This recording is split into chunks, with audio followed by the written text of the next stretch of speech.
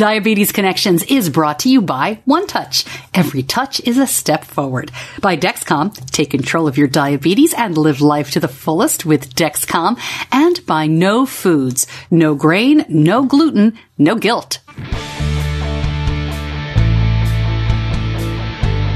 This is Diabetes Connections with Stacey Sims. This week, navigating a Hollywood career while living with type 1.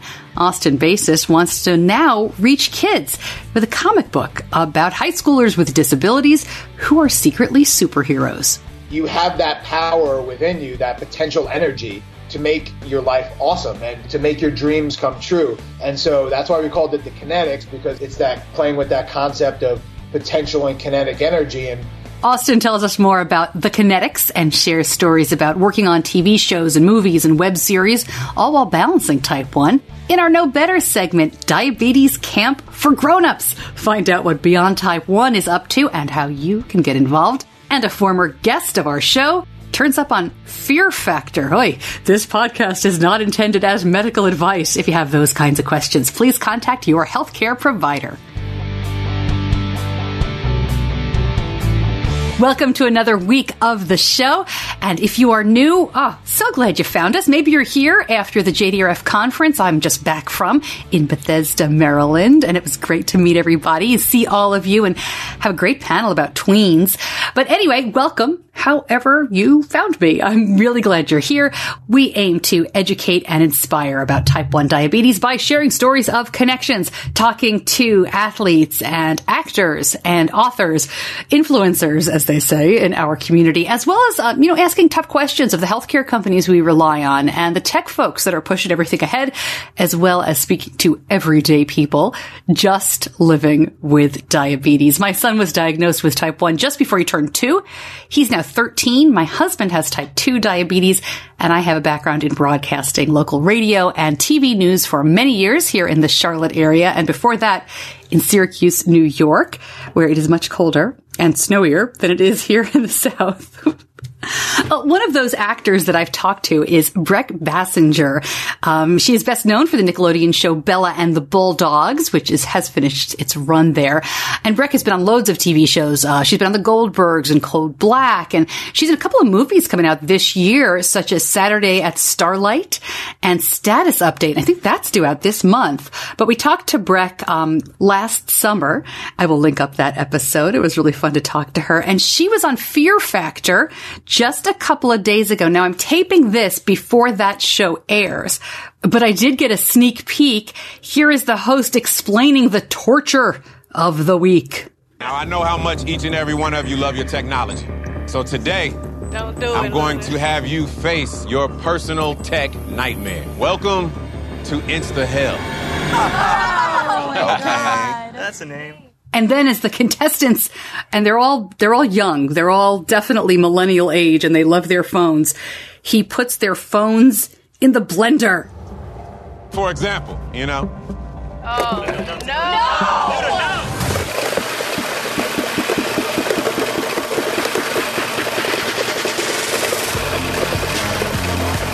They're gonna kill our phones. It makes me terrified. Oh no! Will they get their phones back? Ah! Well, it's funny. That was terrible. I remember Fear Factor when it first came out. It wasn't about eating bugs and touching cockroaches and being blindfolded and stuff like that. Anyway, I hope that they didn't have to go through any of that, and the phone blender thing was the worst of it. But good luck, Brec. If I can possibly link all that up, I will. I don't know if I can link up the show in its entirety, but I'll at least link up that preview.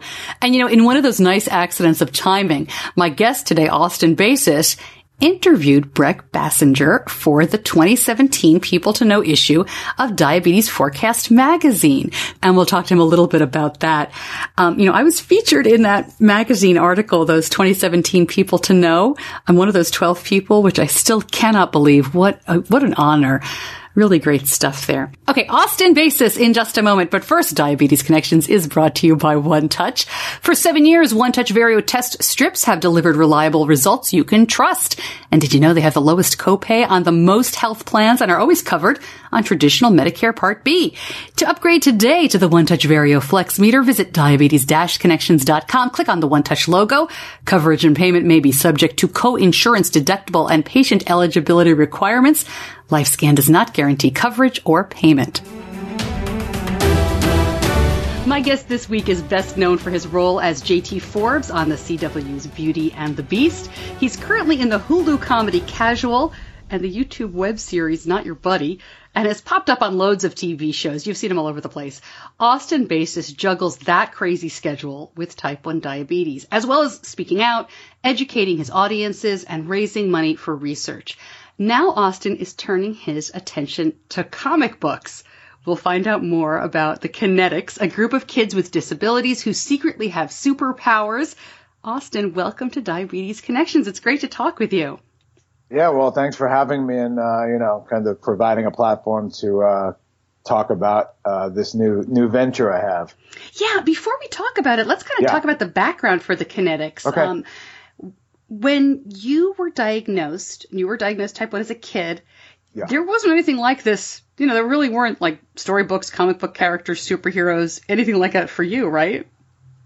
No, I mean, like the stuff I got when I was diagnosed, I was, 8 years old. It was 2 weeks, almost like 10 days, 2 weeks before my 9th birthday. And, I did the fasting test where I fasted from 8 p.m. the night before, which was probably my bedtime, and then woke up early, went to the hospital, took a blood test, and my blood sugar was, in those days, they pricked my finger with a metal lancet, and I put it on a strip, and they waited a minute and a half, 90 seconds, wiped it off, and then compared the color of the strip, which was like a kind of a two-tone thing where it was like one of it was green and one it was blue, but they were both dark green and dark blue.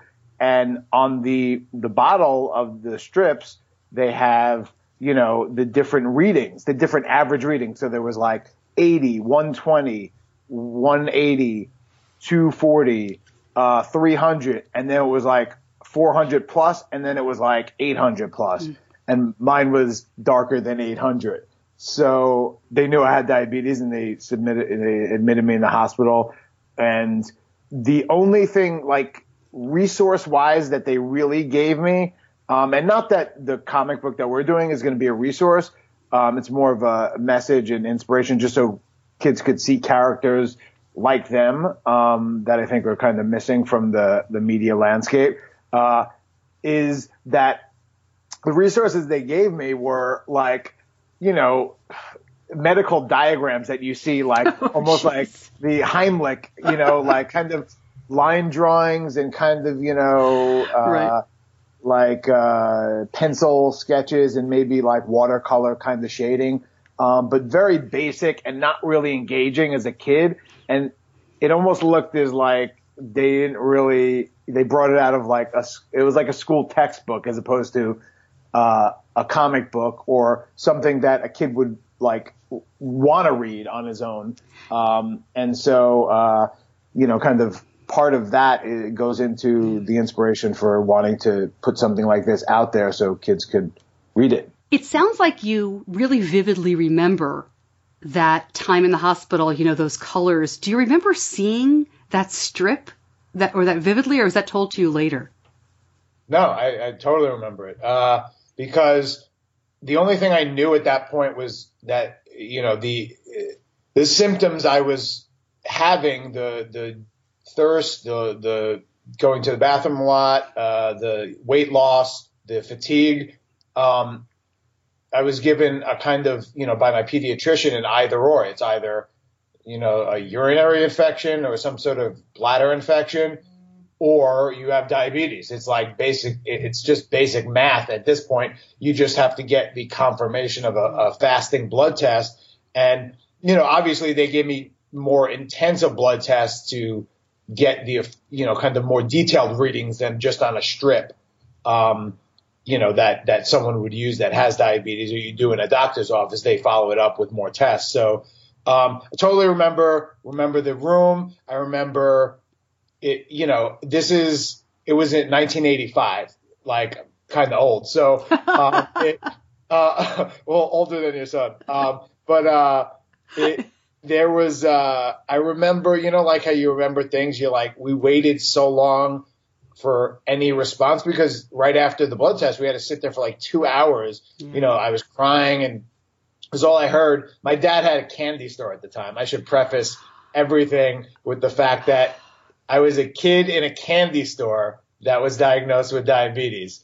So that was kind of a very good lesson early on in life, that just because you have something doesn't mean you can eat it, or you could have it, or you could take advantage of it. So wait. Yeah. So 2 quick things. I should let it go and pretend that I'm younger than you, but I'm not. And secondly, what kind of candy store? Like a real old-fashioned, tiny, walk-in Willy Wonka candy store, or a kiosk? Like, what was it?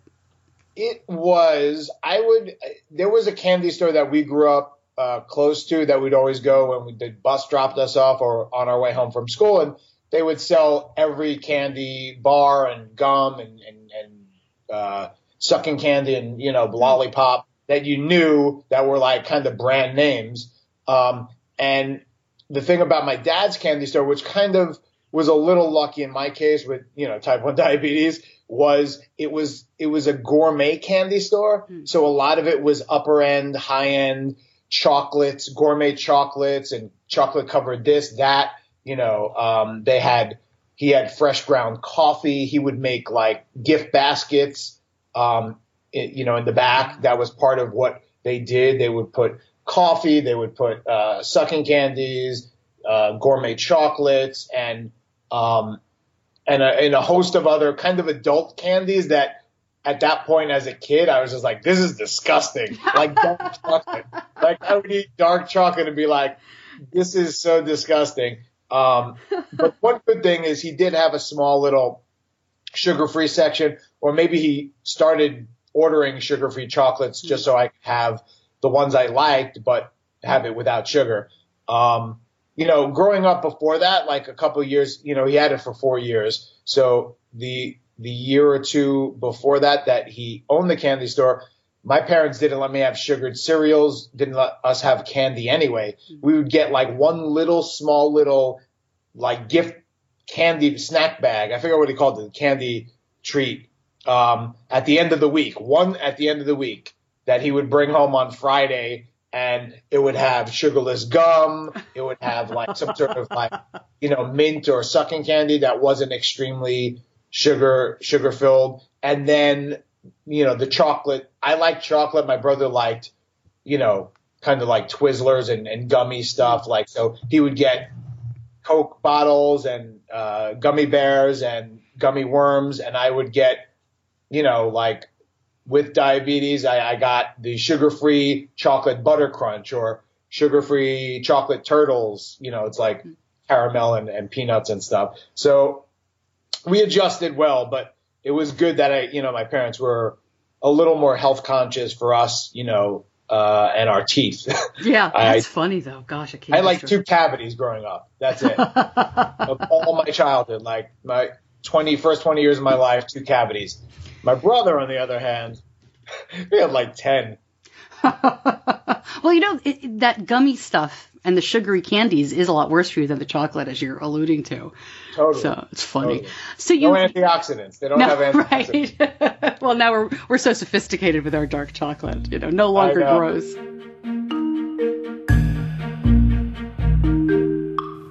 We're going to get right back to Austin Basis in just a moment, but first, Diabetes Connections is brought to you by Dexcom. When we look at the Dexcom throughout the day, as we have for more than 4 years now, it's incredibly helpful to head off highs and lows and help Benny manage his diabetes. But we also love Clarity. That's the diabetes management software system from Dexcom. It's an easy way to keep track of the big picture. And I check it about once a week. It helps me dial back and see longer-term trends. and it helps me not to overreact to what happened for just one day or even 1 hour. I can do that. You get an overlay report, and that helps put context to patterns, and then you send clarity reports right to your care team. It helps prioritize the real issues. Find out more at diabetes-connections.com and click on the Dexcom logo. Now back to my interview with Austin Basis.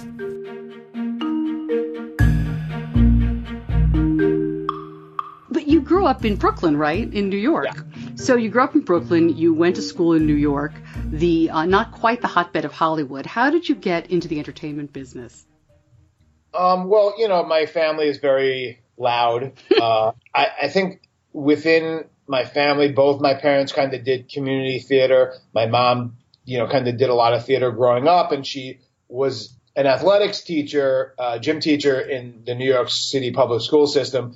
But she also would occasionally do dance, like she would do dance programs at her high school. And she also eventually got, also taught English and did the dramatics program. She would put on and direct plays. And then when we went to sleepaway camp, she was in charge of, the gymnastics and all that stuff. And she would direct the plays. And one of my cousins was in the entertainment industry. He was a comedian back in the day. My uncle, my dad's brother, is an animator. Actually, he was a cartoonist. He had some famous animation. He did the Reading Rainbow opening, and he did. Remember the TriStar horse that had the Pegasus, or the I guess it's a unicorn or Pegasus. I think it's a Pegasus. Yeah. Pegasus. He did the wings. So every time we'd see a movie with the with the wings, we'd be like, "That's my Uncle Howie." And he did, commercials. He did I think it was like a Trix commercial, a McGruff commercial, maybe a Smokey the Bear type stuff. But yeah, he did that. And so I feel like that kind of artistic, creative gene ran in the family. And growing up, I just loved Halloween, and I would dress up all the time, and, would save their makeup and just give it to me. And I would not use it in the right way. I would make I would use lipstick for blood because I love Dracula and vampires and stuff. So every other year I was Dracula for Halloween. And then there was this costume store close to our house that we'd go to all year round.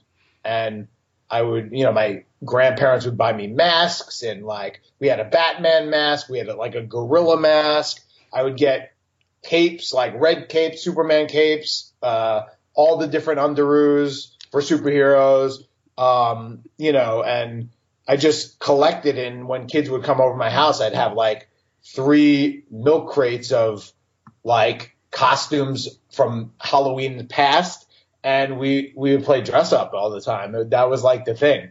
And that kind of fed my instincts for performance and being an actor and a character and just making people laugh and entertaining people.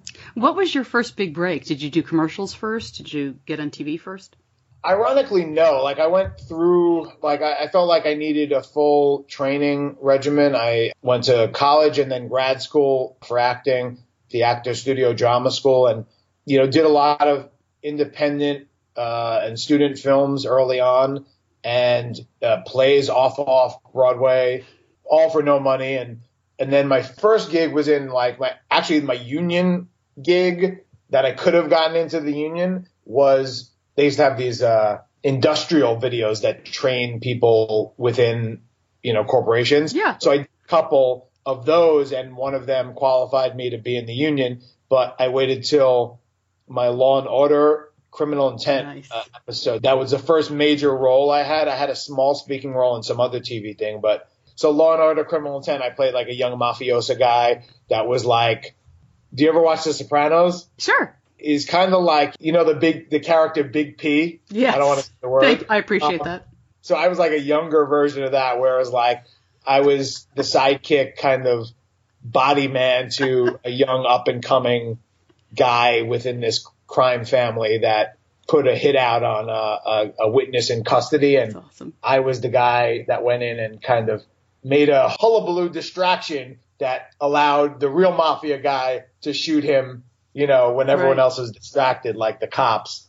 So yeah, it was actually based on the actually thing that happened in New York. There was like, it was set up that a guy got into an argument with one of the performers, like a singer in a famous Italian restaurant in New York. So a guy got in an argument with the singer that was singing, entertaining everyone as a distraction. And then while everyone was kind of paying attention to that, another guy killed this other mafia guy. So they use that, you know, Law and Order always uses stories from the straight from the headlines. Right. Dun dun. From the headlines. Well, Law and Order is a big break for a lot of people. I mean, when I'm a huge original recipe Law and Order fan. Yeah. I get scared with a lot of the other offshoots, but I started watching it from season 1 recently because it was on some channel, and it's amazing how different it is. It's a little bit more. There are fewer twists and turns in the first season or two, but you know now we can all see it coming, so they change it all up. But my point is, there's all these people on the shows, and you're like, oh my gosh, I remember him, or I've seen him in this show since then. So it's kind of fun that was your first, you know, that you consider your really the first union job. And how long was it from there to Beauty and the Beast, which is I think what most people will know you from? So yeah, that was in, and this is the, you know, quote unquote overnight. Oh yeah, right. sensation. So that was my first big break, and that was in 2004. And so Beauty and the Beast, the pilot shot in the first season was in 2012. Wow. So that's a solid 8 years. So yeah. But you were working. I mean, it's not like you weren't working during that time. Oh yeah, like TV was the last thing I kind of broke into in a sense. So it was the first thing that I did, but then once I got to LA, it was commercials and independent films that really kept me afloat until I booked my first kind of series regular on a show or pilot that got picked up on Life Unexpected, which was another CW show that ran for a couple seasons. And then, you know, a year or two later was Beauty and the Beast. I probably should be asking you more about type 1 diabetes for this podcast. Let me ask you, though, what's it like? Diagnosis. Yeah, it's funny. What's it like when you audition? You know, it's got to be stressful. Do you do anything in terms of, you know, managing your diabetes differently for audition days, or is it just something, it's part of life? Yeah, I definitely make sure to, even though I have a CGM now, a continuous glucose monitor, I make sure to test my blood sugar before and then after, because depending on the emotional or the kind of physical requirements of an audition, you know, I exert various degrees of energy and stress and effort. And, you know, stress is like one of those things that if I know I'm going to like play basketball for a half hour, an hour, I know my blood sugar is going to drop like 60 to 80 units. Right. But if I'm stressed out for a certain amount of time, I don't know if it's going to go high or low. And that's the biggest factor with like working in my industry, because a lot of it's emotional and high adrenaline kind of stuff where you're on demand emotionally and kind of intellectually for periods of like 12 hours, sometimes 16 hours on working on a day on set. So the audition schedule is kind of easy compared to actual work, which is waiting around and being ready to kind of go at all cylinders at a moment's notice. So that's the tougher thing, also because the schedule of a TV show or film works, and it's like a freight train going down a track. And if I run into an issue with blood sugar, or, you know, whether it's high or low, or, you know, maybe my pump, you know, like disconnected or stopped, you know, ran out of insulin, that's the biggest hurdle, because I got to weigh the choice every time that happens between my own health and the health of the production schedule as a whole.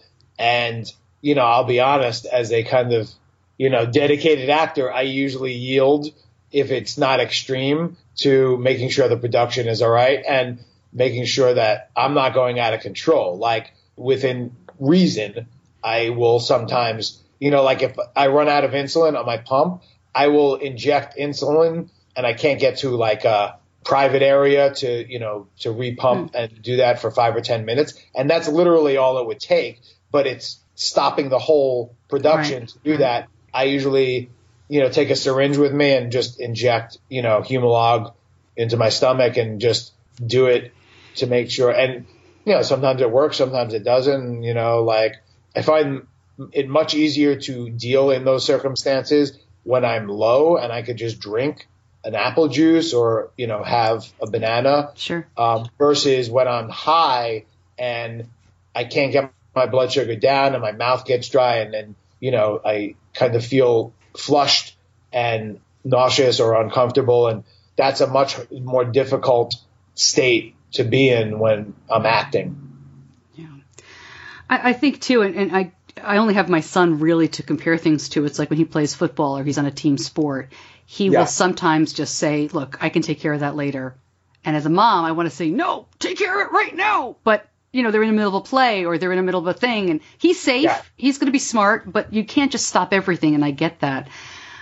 But it's interesting, to hear you talk about it that way. Well, you're talking about, having this kind of reaction on the set, like the dry mouth and the feeling flush. And do you share that with the people that you work with? I mean, how do you handle that? Do you ever talk about it on the set? I assume you don't walk around with a big sign saying, stand by, I'm diabetic.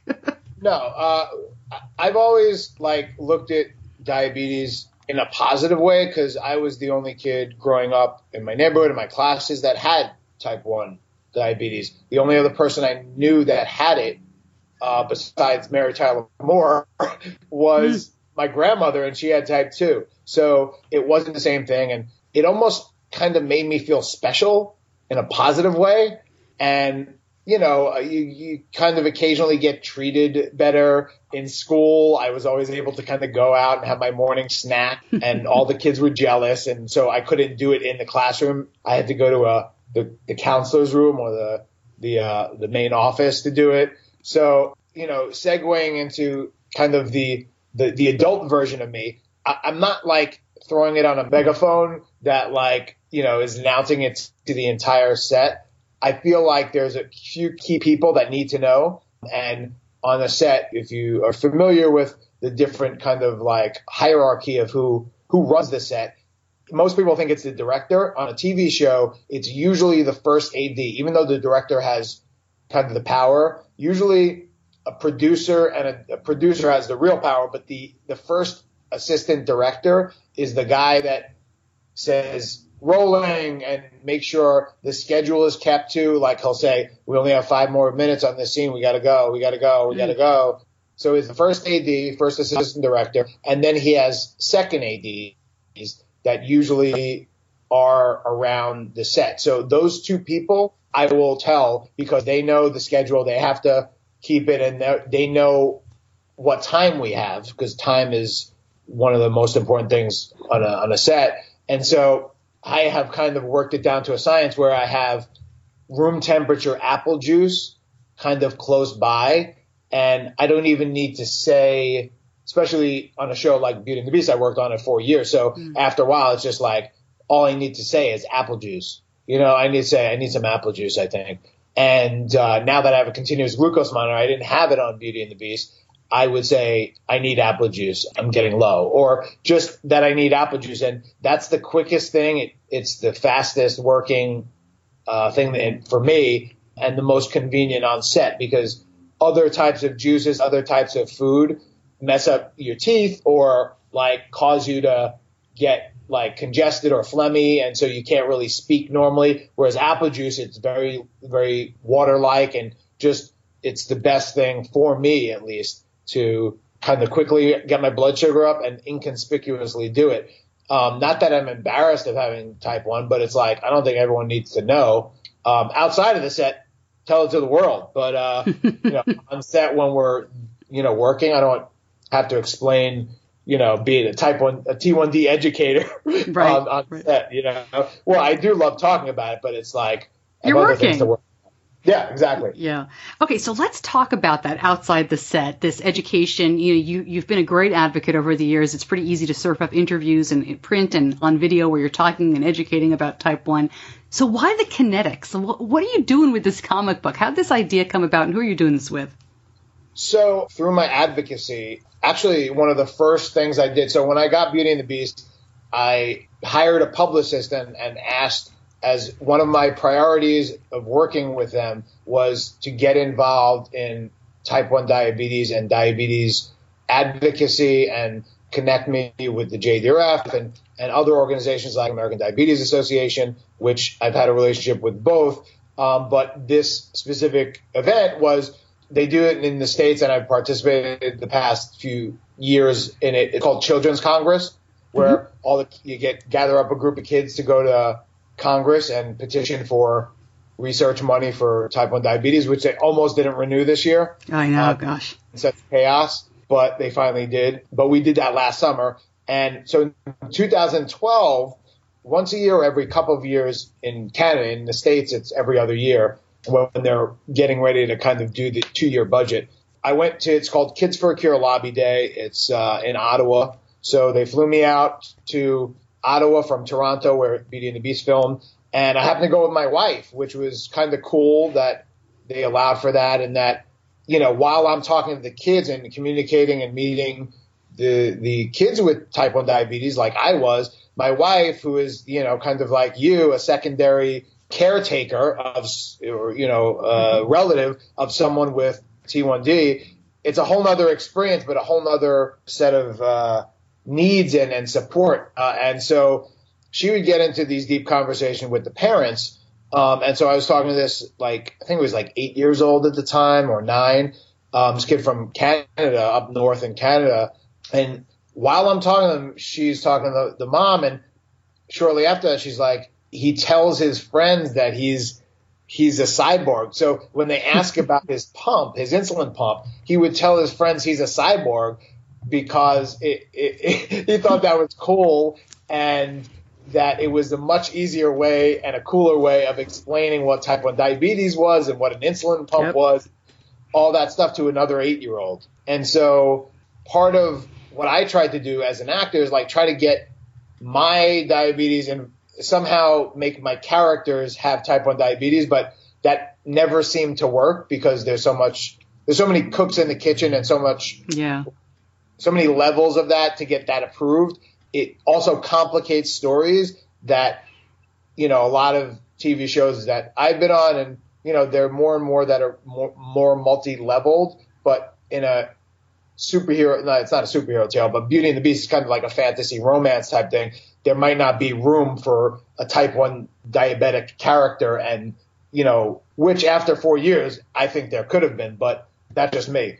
So my motivation was to try to inject it into the entertainment landscape or to come up with an idea that had that. And one of my co-writers, I've been writing with my production company with a couple of friends, Dave Malbeck and Josh Taub. And Dave had just gotten finished co-writing with his friend an animated kind of concept and pilot. And Dave does all the artwork and the animation. And so I knew that, and I knew that we wanted to kind of venture into that world, whether it was an animated series or it now is a comic book. But, initially in my mind is an animated series or a digital series that has these animated characters that kids could see themselves in, and that and part of my message with, my advocacy and also the story is that it's a gift. It's not something to be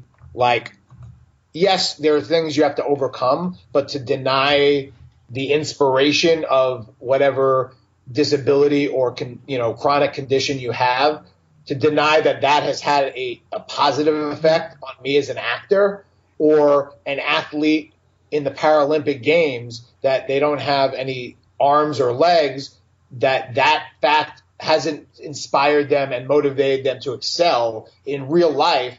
I thought it'd be cool and really a good way to show kids that you have that power within you, that potential energy to make your life awesome and to make your dreams come true. And so that's why we called it the Kinetix, because it's that, playing with that concept of potential and kinetic energy, and the idea that if you have something you're born without or taken away from you, like the ability of your pancreas, or you can't hear or speak, like one of our characters is hearing impaired and she's mute, like your other senses pick up the slack and in some ways kind of become superpowers.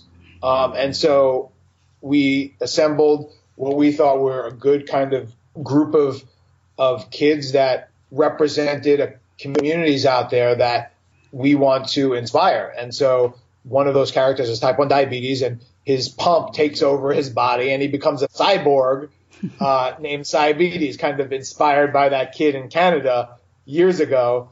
And I named the character after him. So, that's great. But, like that type of stuff where I feel like it's an important message that is sometimes missed in a lot of these, in events, whether it's a walk, whether it's a gala or a fundraising event.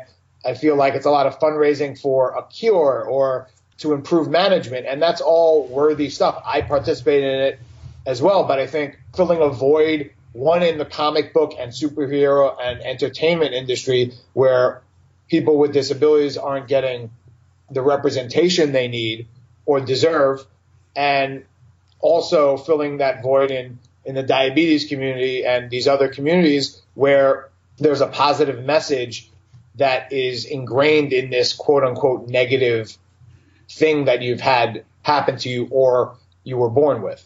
And so tell us about the Kickstarter campaign, right? Because this is going on as we speak, as this episode airs.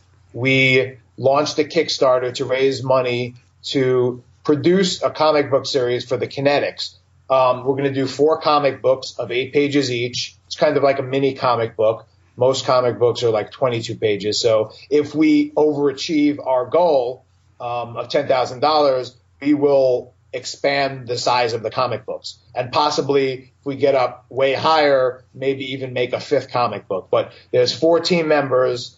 My character that's based on me is Bobby Byers, who's the superhero Diabetes.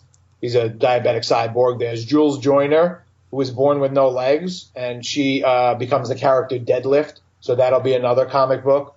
And the 2 other characters are a character named Daryl Dennis, who is on the autistic spectrum, and he's a brilliant artist. But when he becomes this character Brainstorm, he's able to project anything that his mind can think of that had been previously trapped in his brain and in his mind into the earthly realm and use it to fight the evils that the Kinetix face. And the final character currently in the team, the Kinetix team, is a character named Rosario Richter. And she can't speak or hear. So she's very active on social media and loves kind of Instagram and photography. So she posts a lot of pictures because that's how she can express herself. And she's going to a normal high school and kind of gets picked on, gets called Helen Keller and gets real, It's a lot about bullying and overcoming that as high school students, but also kind of using your superpower. And she becomes Aftershock and can kind of control vibration. She has a vibration force where she can kind of cause earthquakes and tidal waves and tsunamis and kind of use that kind of airwave kind of mentality to knock over people she's fighting with. And so, it's about I feel like part of it is about self-esteem, but part of it is also, I feel like it's inherently more entertaining if you see yourself in a character. And so many kids and people in general have not had characters to look at that they see themselves in. Austin, when you talk about this, it sounds like it is so much fun for you to do, too. Is it great fun to come up with these characters and do these storylines? Yeah, totally. I mean, when I was actually kind of shortly after I was diagnosed, I right around that kind of 8, 9, 10. This is what we're directing. That's the age group is kind of 8, 9, 10, 13, that kind of 5-year range, prepubescent.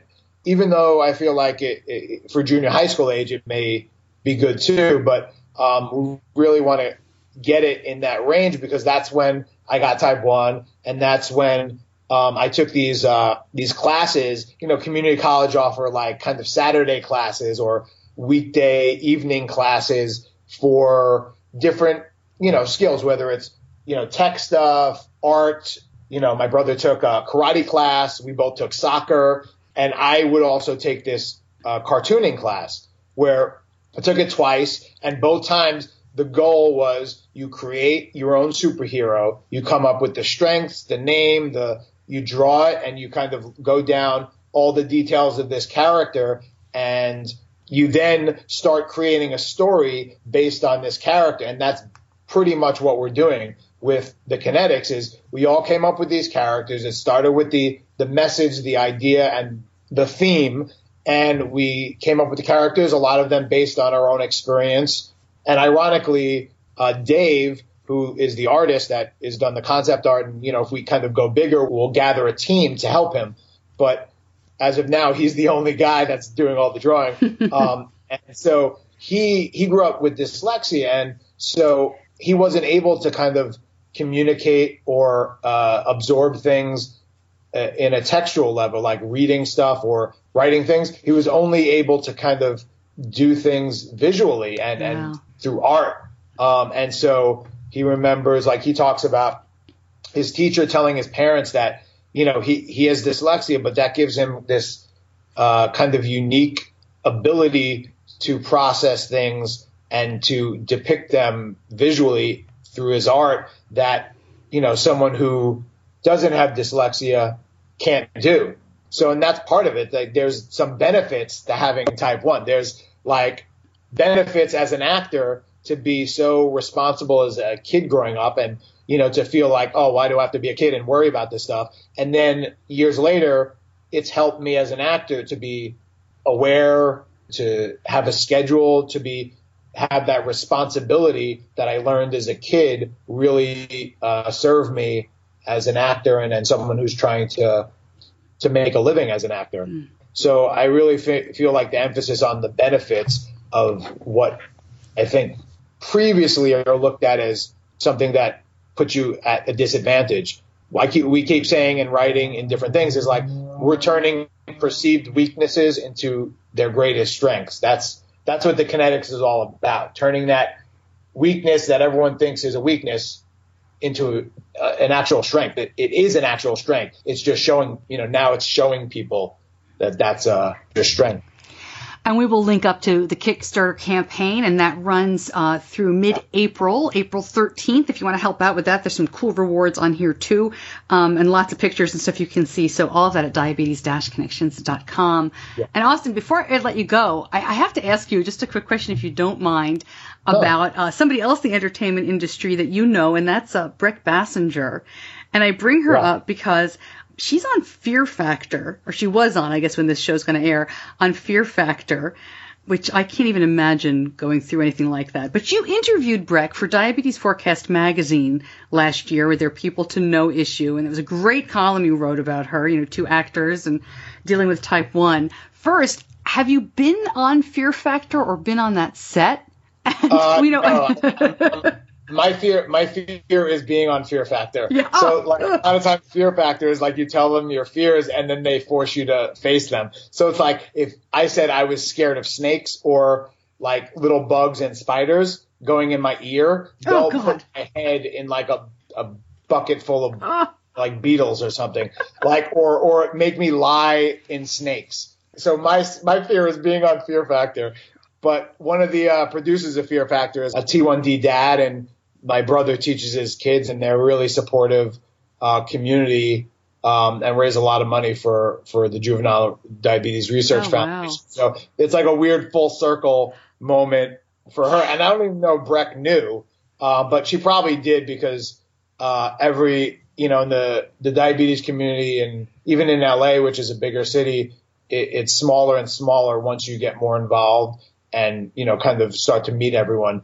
Brec and I, before the interview, had done, we actually did the Children's Congress afterwards, but we had been kind of named celebrity ambassadors for the LA chapter of Juvenile Diabetes Research Foundation. So we would meet at all the different events, the walks, the gala, and, her and her mom are just really, really nice, amazing people. And the fact that Brec is so young and so active, it makes me feel a little bad for all the kids growing up, and whether it was like in college or after college that I wasn't involved, and the fact that she's doing like she's designing her own shoes to raise money for JDRF. She's off kind of living an adult life, and I don't even know. I think she's 18. Who knows? Like She's very ahead of her time, and I can't wait to see her squirm on Fear Factor. Yeah, that's great. I really want to know what her fear is and what she's going to face, but I guess that would give too much away. That's funny. But yeah, it'll be fun. Maybe if she wins a prize, it's going to, like JDRF. So maybe it all does come full circle. I just think that's funny that you know the T1D dad who produces that show, and your brother is a teacher and he teaches that guy's kids. Yeah, my brother runs the phys ed. He's the phys ed teacher at a school in Los Angeles, and he teaches both of their kids. And their older son has type 1 diabetes, and this guy, the producer, and his wife are very active in the community, but they're also like pretty big names in the industry. Oh, I would imagine, yeah. TV industry. So they have a lot of resources at their disposal, and every year for the walk, they really come together and they utilize everything at their disposal and raise with a couple other smaller teams. Their goal is to raise over $100,000, and pretty much every year they raise $100,000 to get a cure for type 1 diabetes for their son. Come on, Fear Factor. All right. I know, right? Yeah. Austin, thank you so much for joining me and sharing so much of your story. Keep in touch. We'll continue to watch the Kinetix, and I'll keep the listeners posted on the Kickstarter campaign, which again I'll link up on the website. But I really appreciate you spending so much time with me. Oh no, it was my pleasure, and it's nice to also, like, I guess, meet online a mom who's like, this is your positive response to having a kid with type 1 diabetes, and kind of spreading the word and like listening to people's stories. And it's probably part therapy for you to see that other people that, were once kids like your son are now out there and succeeding and kind of accomplishing everything they set out to. And it's, I thank you for that. And, definitely look forward to coming back. Thanks. That would be great. And you nailed it. This is completely selfish and all for me, so that I will let my son leave the house and go to college. No, really. But it is selfishly. I get so much out of it from talking to great people like you. Austin, thanks again.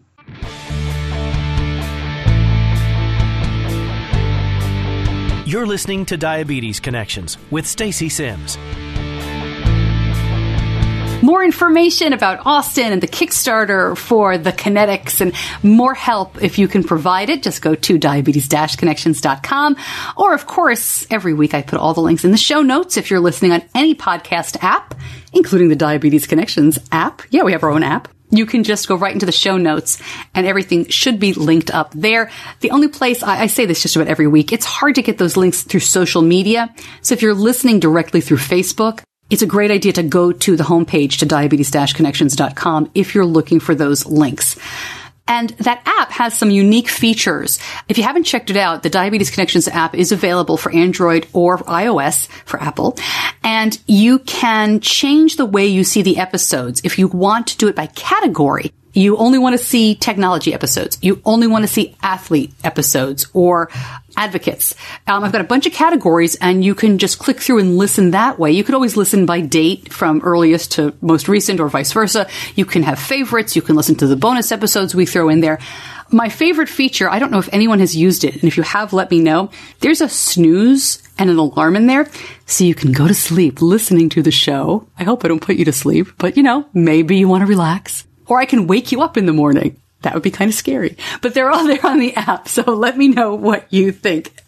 Time now for Know Better, and I want to talk to you about Diabetes Camp for Grownups. Know Better is brought to you by Know Better Foods. Delicious, clean, nutritious, made with superfoods. They are grain, gluten, wheat, soy, dairy, peanut, yeast free. That's why they say they are guilt-free as well. And the waffles are delish. I think that's Benny's favorite right now. The chocolate chip waffles are so good. Now, he does not need to eat gluten-free. I do. And my favorites are the muffins and the cookies. I think the No Better cookies, the cinnamon and the chocolate chip, are the best. I also like the muffins and the donuts. I have a friend who really likes the No Better buns, and these are kind of like thick bready buns, kind of like a sweet hamburger bun almost. They're really good. And I saw it. No Foods has all these crazy videos on social media. I saw one recently where they took their macaroni and cheese. They have pasta. They took their mac and cheese and they created buns out of that. They cooked it in such a way that you could make it like a hamburger bun. I don't know, but it looked delicious. I also recently ordered their chocolate chips. I haven't used those in baking yet, so I will let you know what I find out. You can always use the promo code Stacey10 to save on any order. Just go to diabetes-connections.com, click on the No Foods logo. And by the way, every week on a different social media platform of ours, we give away a $50 No Foods gift card. So make sure you're following us on Facebook, in the closed Facebook group, on Twitter, Instagram, all that good stuff, and you could win. Regular listeners will know that I'm a huge fan of Diabetes Camp. We shipped Benny off when he was 7 years old. Yep, threw him out of the moving car. No, he was begging to go. I should probably edit that part out. I'm joking. He really wanted to go. We're lucky enough to have a day camp here, like a 3-day weekend program. And that starts when the kids are 4 years old. And he loved that so much that they asked if he wanted to go to sleepaway camp. Of course, he said yes. And we're a big camp family. I went, my husband went, my dad went to camp. We love camp. And it has made a huge difference in his life. And I hear from adults all the time, I wish there was an adult diabetes camp. And I want to tell you about some great adult programs. Beyond Type 1 and Connected in Motion are joining forces to create what they're calling Slipstream Weekends. Now, these are 3 weekends for this coming summer. Community connection, fresh air, new friends around a campfire who all happen to have type 1 diabetes. They say that this is not going to be a conference style of learning. They want to have conversations. They want to go outside. They want some special guests. They will have some workshops, but it is more about doing stuff. And of course, the next question a lot of people may have is, if you look at Connected in Motion or even some Beyond Type 1 stuff, people are running marathons, they're biking cross country. What if you're not super fit? And they say, don't worry about it. You'll be able to climb a mountain if you want to, or you can just take a walk as well. So they say, I like this line, we'll encourage you to step to the edge of your comfort zone, but we won't push you off. I think that's pretty cool. There are 3 programs this summer. There are 3 North American programs. One is in Ontario, Canada. One is in California. And one is in Maine. And as I'm looking at these dates, I apologize. I've been saying summer. The only one that's really summer as we think about it is June in Maine. That is June 8th through 10th. The ones in California and in Ontario are actually in September. So technically it's still summer, but you know what I mean. So check them out. I'll link it all up at diabetes-connections.com. Slipstream Weekends from Beyond Type 1 and Connected in Motion. There is another Type 1 adult camp. This one we talked about when it first started, and it is the Survive and Thrive Boot Camp for adults with type 1 diabetes. It's June 1st through the 3rd, and this is in New Jersey. They've held this before, and it has gotten great reviews. They do everything from zip lining, boating, typical camp activities, archery, as well as yoga, massage. They do campfires and all that fun stuff. It's a great and different kind of program as well. And I will link up the Survive and Thrive Boot Camp in New Jersey in June, also at diabetes-connections.com. If you have an event like that, definitely let me know. Love to spread the word. It's part of why we are here. And I think that more and more activities for adults with type 1 are coming. They really are needed, and people are seeing the need. Sponsors are seeing the need. And if you have an idea for something like this, that's all you need. And then a little hard work. A lot of hard work to make it happen. And now you know better. quick note about travel plans. I've been telling you that this is a busy March and April for me. Just back from a JDRF Type 1 Nation Summit. That was in Bethesda, Maryland, and I'm thrilled to have been there. Thanks for all the new listeners who are joining. I'm going to a JDRF Type 1 Nation conference in Greensboro, North Carolina this coming weekend. But first, I'm going to be at a blogger conference in Cambridge, Mass, and that's with Lily. I want to tell you about this in advance because there is a lot of talk, as there should be, about the price of insulin. Of course, Lilly is one of the 3 manufacturers of insulin. And I know I'm going to get some flack for going to this conference. This conference is actually about Lilly's technology, their new pump, their new pen devices. Lilly is paying for my travel and my hotel for the one night, just as JDRF pays for the travel and hotel when you go to a Type 1 Nation Summit. If you don't know, generally speaking, speakers at these events do have their travel comped. Sometimes people are paid to speak. That's not the case for me at these conferences that I'm talking to you about. And again, the conference I'm going to in April, I will be compensated for travel and hotel. So it's pretty standard stuff there. I just wanted to be upfront about how this all works. And Lily has also agreed to come back on the show a separate time to talk specifically about insulin prices. And I've been going back and forth with them because we're trying to make sure this is the right person. You know, a PR person is wonderful, but they're not going to be able to answer these questions really. And, you know, if you heard the episode we did with Lily on their devices and entering the device market, those are physicians and they were also really interesting to talk to, but they're not setting any kind of policy. So I asked Lily to find me somebody who could really talk about this, could answer tough questions, and we would know that at least it was someone, look, there may not change policy because a podcaster asks them some questions, right? But at least we know the right person is hearing your voice and hearing your questions, because I'm going to open it up to your questions when that time comes. But listen, I have a lot of questions I want answered as a parent, as a Type 1 kiddo, as a parent of one, and as a wife of a guy with Type 2. So look, I'm going to this conference. Lily's paying for me to get there. They're not buying me off. I guess that's what I'm trying to say. They're not trying to buy me off, and they will not succeed in buying me off. But I'm sure there's going to be a lot of criticism to everyone who goes to this conference. And you know what? That's fair. It's good to ask those questions. And I welcome that. I have a radio friend who says agreement is not required. And I love that philosophy. So I'll keep you posted. You let me know what you think as we go forward. And when I schedule that interview with hopefully a Lilly executive, and I'm also going to ask Novo Nordisk and Sanofi, the other insulin makers, to come on the show as well. But when that happens, I will definitely ask you for your questions and what you'd like to know. Okay, thanks as always to my editor, John Buchanan from Audio Editing Solutions. He's infinitely patient and wonderful, and I appreciate him so much. And hey, I appreciate you too. Thank you for listening every week. Thank you for sending in the emails, for joining the Facebook group. Wow, that's really been amazing to see. I wasn't even sure if we should have one, but it's been terrific so far. Jump on over there, Diabetes Connections, the group on Facebook. And, it is a privilege. I say it, but I mean it. It is a privilege to do this show. And it is wonderful to spend an hour every week with people who get it. Thank you so much for allowing me to do this and for listening. I'm Stacey Sims. I'll see you back here next week.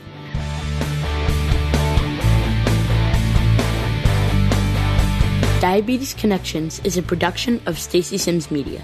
All rights reserved, all wrongs avenged.